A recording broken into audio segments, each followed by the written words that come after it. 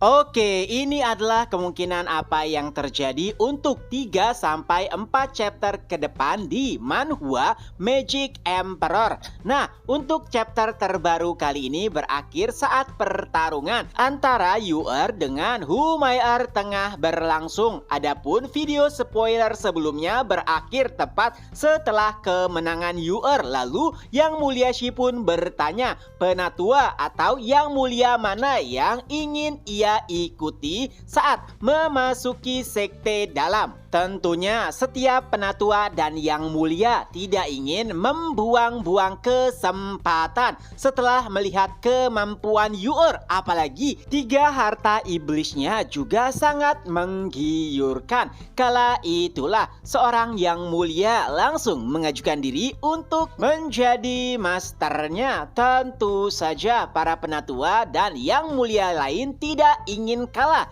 Lalu terjadilah perdebatan antara para penatua dan yang mulia untuk bisa mendapatkan Yor. Di sisi lain, pimpinan sekte Shewuye hanya bisa mengamati. Ia pun bergumam, dasar orang tua bodoh. Sekuat apapun usaha kalian, Yor tetaplah milik Zolfan, karena Zolfanlah yang membuat Yor sampai menjadi seperti ini. Ia yakin Yor tidak akan memilih para orang tua bodoh itu. Dan selama perselisihan untuk mendapatkan Yor, Yang Mulia Shi pun kembali berkata, kalian sepertinya Yor sangat cocok untuk menjadi murid penatua kedua. Itu semua karena penatua kedua telah kehilangan Humayr. Untuk mengobati lukanya sepertinya mendapatkan Yor adalah hal yang tepat. Tapi perkataan tersebut dibantah oleh Yang Mulia Bai.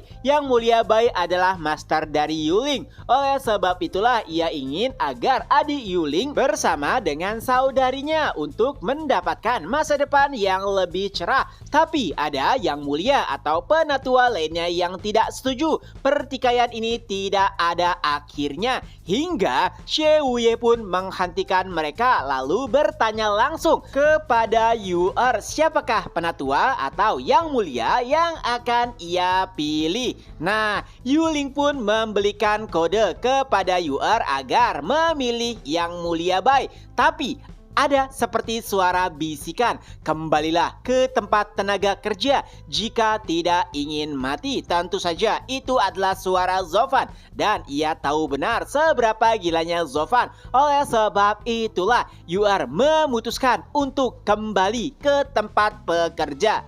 Para penonton pun terdiam. Mereka bertanya-tanya apakah pendengaran mereka benar? Bagaimana bisa seseorang sepertinya yang sudah diakui dan diminati oleh para penatua lebih menginginkan tempat pekerja yang tidak memiliki harapan?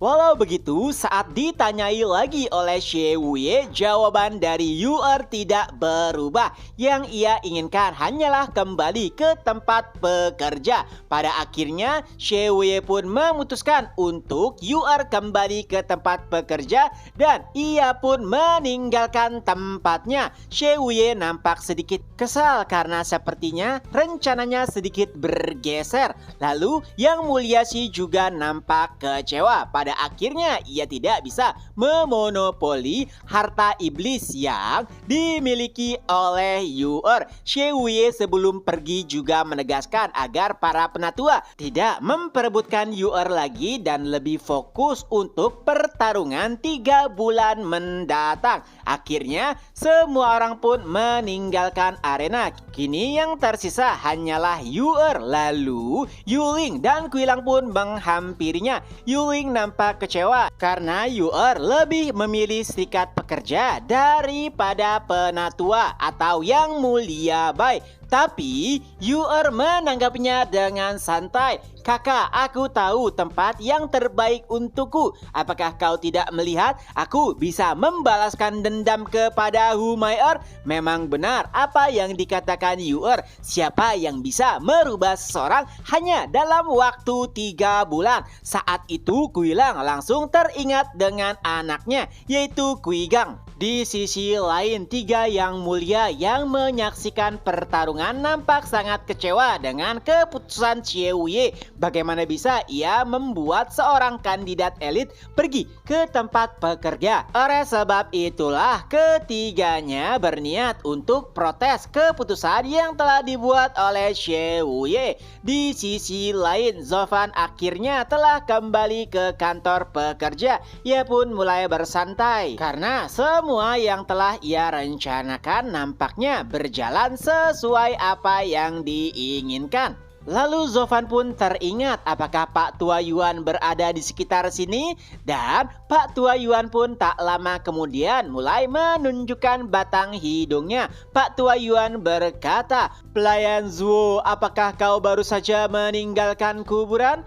Lalu Zofan pun menjawab, "Karena orang-orang yang memerintahkanku untuk bekerja di sana sudah tidak ada, bukankah hal yang wajar bagiku untuk pergi?" Memang benar yang memerintahkan Zofan adalah Quilang dan juga Yuling. Tapi menurut Pak Tua Yuan, Zofan jauh lebih kuat daripada mereka. Apalagi keduanya juga sudah dipanggil ke sekte dalam. Jadi seharusnya Zofanlah yang terkuat di tempat pekerja ini. Walau begitu, Zofan tetap memberikan semua kemuliaan kepada Pak Tua Yuan. Tapi jika Pak Tua Yuan memiliki kesulitan, ia boleh meminta bantuan kepada Zofan. Mendengar hal tersebut, Pak Tua Yuan pun nampak senang. Setelahnya ia pun bertanya, "Aku dengar kau melatih Yu'er untuk menghadapi orang-orang dari sekte dalam. Lalu kenapa kau ada di sini?" Zofan pun menjawab, "Untuk apa melihat sesuatu yang sudah ketebak hasilnya?" Zofan sangat percaya diri bahwa Yu'er akan memenangkan pertarungan. Apalagi Zofan juga memberitahu kepada Pak Tua Yuan usahanya untuk memperkuat Yu'er. Tidak hanya itu, 3 harta iblis juga telah diberikan kepadanya. Mendengar hal tersebut, Pak Tua Yuan hanya bisa terdiam. Ia tidak menyangka jika Zofan sangat-sangat kaya. Setelah terdiam sejenak, Pak Tua Yuan kembali bertanya, "Tapi ngomong-ngomong, pelayan Zuo, kenapa kau tidak langsung berurusan dengan Humay'er, malah mengutus Yu'er?" Zofan pun menjawab, "Penatua Yuan, Anda pasti tahu bagaimana struktur sekte ini. Untuk bisa mengguncang tuannya, maka kita harus mengusik anak buahnya. Itulah kenapa aku mengirim Yu'er untuk menyingkirkan Humay'er. Dengan begitu, rasa sakitnya akan lebih mendalam kepada para penatua yang ia incar. Dan ini bukanlah akhir, ini hanyalah permulaan." Ya, Zofan menargetkan orang tua serakah yang berada di sekte dalam. Tentunya Zofan tahu kenapa para penatua dan yang mulia memilih para elit di sekte dalam. Itu semua untuk mendapatkan sumber daya. Tapi bagaimana jika para yang mulia tidak memiliki murid? Bagaimana bisa mereka menyalurkan sumber daya? Dengan kemenangan Yu'er, aku yakin nanti akan ada orang-orang lainnya yang memohon kepadaku untuk menjadikannya sebagai seorang murid. Dengan begitu, sekte dalam benar-benar akan terguncang. Kemenangan sekali, 2 kali mungkin akan dianggap sebagai kebetulan. Tapi bagaimana dengan kemenangan yang ketiga dan yang seterusnya? Itulah yang direncanakan oleh Zofan. Ia ingin memberikan pelajaran kepada orang tua yang hanya serakah terhadap sumber daya sekte. Pak Tua Yuan bahkan sampai tercengang dengan tujuan Zofan. Lalu ia bertanya, "Jadi apakah ini mungkin semua apa yang direncanakan oleh pimpinan sekte dan membawamu ke serikat pekerja?" Sejujurnya Zofan tidak tahu sebenarnya apa yang diinginkan oleh Xie Wuye, tapi ia tidak peduli. Lagi pula ia masuk sekte hanya untuk membalaskan kebaikan dari Xie Wuye yang dahulu memberikannya pil tingkat 9.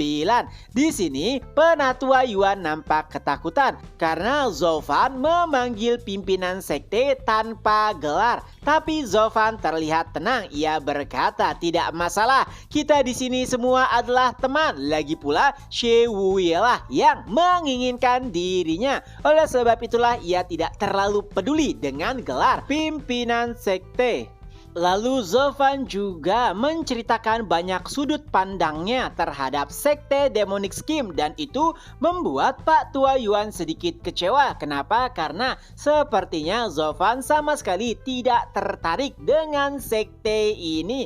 Lalu Pak Tua Yuan kembali bertanya, jadi untuk menjalankan rencanamu, setidaknya kau harus memiliki murid-murid lainnya. Zofan pun menjawab, tenang saja, setidaknya akan ada satu orang yang datang. Tentunya itu adalah Kui Gang. Setelah melihat kemenangan Yu'er, pastinya Kui Lang akan meminta anaknya untuk berlatih di bawah Zofan. Lalu Pak Tua Yuan kembali bertanya, dan jika ada banyak murid nantinya, bagaimana dengan sumber daya? Itu tidak akan murah. Zofan kembali menjawab, jika itu tenang saja, aku memiliki segalanya. Pak Tua Yuan dibuat lebih terkejut lagi. Sebenarnya seberapa kayakah Zofan dan apakah kekayaan Zofan mungkin lebih banyak dibandingkan dengan kekayaan 1000 tahun milik sekte? Lalu beberapa saat setelahnya terdengar suara dari luar ruangan. Pelayan Zuo, apakah Anda di dalam? Mendengar perkataan tersebut, Zofan pun berkata kepada Pak Tua Yuan, lihatlah, satu murid langsung datang. Aku yakin itu adalah Kui Lang beserta anaknya. Kemenangan Yu'er adalah iklan gratis yang telah aku dapatkan. Dan saat Zofan pergi keluar ruangan, ternyata baik itu Kui Gang dan juga Yu'er telah bersujud. Mereka pun berkata, Tuan, tolong terima kami. Tentunya Zofan nampak heran dengan situasi yang tengah terjadi. Ia bertanya-tanya sebenarnya apa yang mereka lakukan. Lalu keduanya kembali berkata bahwa mereka ingin menjadi murid Zofan. Itu adalah permintaan yang mengejutkan. Zofan berkata, apa? Menjadi muridku? Apa yang bisa aku lakukan? Di sini aku juga merupakan seorang murid. Oh ya, Mimin koreksi dikit ya. Kalau misalkan ada penjelasan Mimin sebelumnya yang menyatakan jika Zofan ingin menerima murid,